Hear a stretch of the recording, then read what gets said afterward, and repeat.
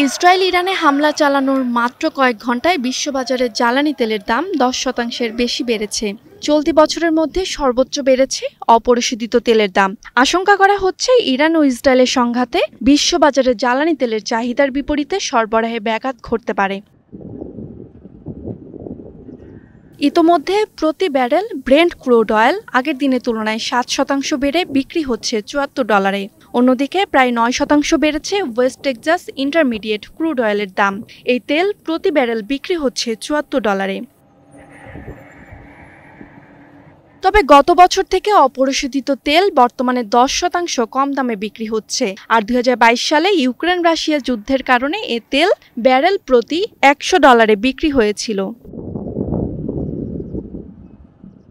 তেল সরবরাহে সমস্যা দেখা দিলে নেতিবাচক প্রভাব পড়তে পারে পুরো বিশ্বের খাদ্য পরিবহন সহ বিভিন্ন খাতে। আন্তর্জাতিক সংস্থা ক্যাপিটাল ইকোনমিক্স বলছে, ইরানের তেলের অবকাঠামো হামলার শিকার হলে অপরিশোধিত তেলের দাম ব্যারেল প্রতি আবারও $80 থেকে $100 পৌঁছাতে পারে। Roksana Rimi, star news.